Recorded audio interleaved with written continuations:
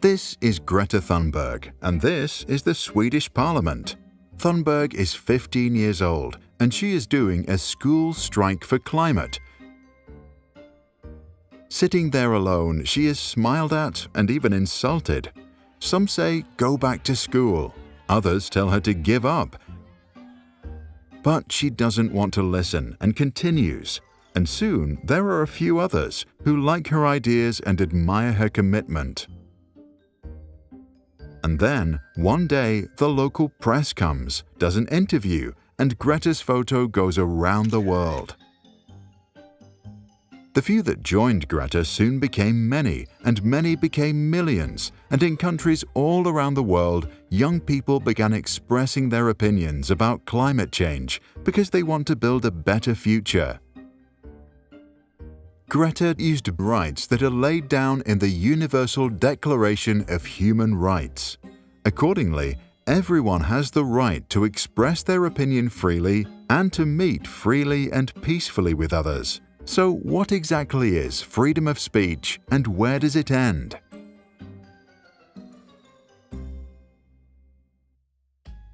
Freedom of speech is a principle that supports our freedom to articulate opinions and ideas without the fear of retaliation, censorship, or legal sanction.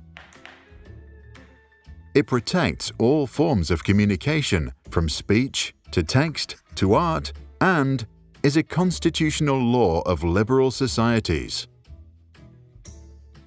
Freedom of speech includes having access to information to prevent censorship and limits state control over what we should and what we shouldn't know and say.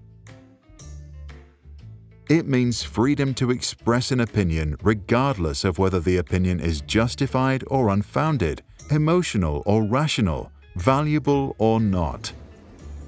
And it means you are also allowed to remain silent and say nothing at all. One form of expressing your opinion is forming an assembly, which usually begins with two people who come together with a common purpose.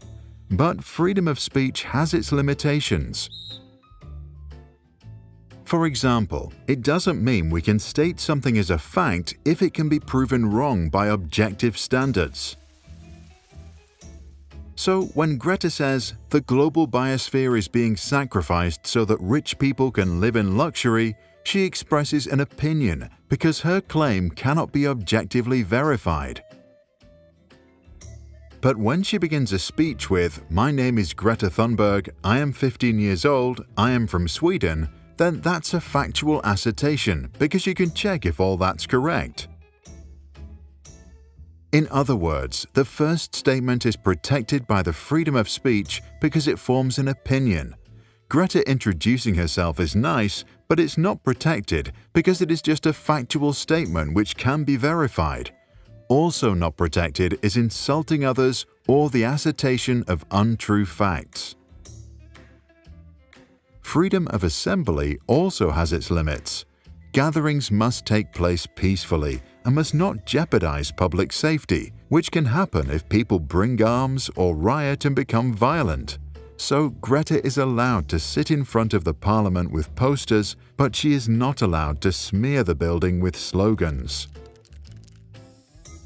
Greta used her freedom of speech to inspire millions to help put climate change on top of the political agenda.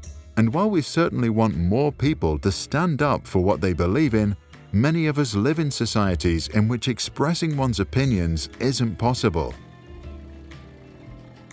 So what do you think about freedom of expression? Do we need more? Do we need less? Where does it start and where does it end?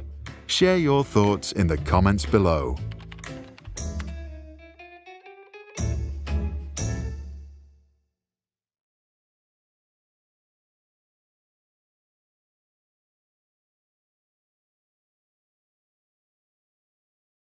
If you found this helpful, check out our other videos and subscribe. If you want to support our work, join us on patreon.com/sprouts. For more information and additional content, visit sproutschools.com.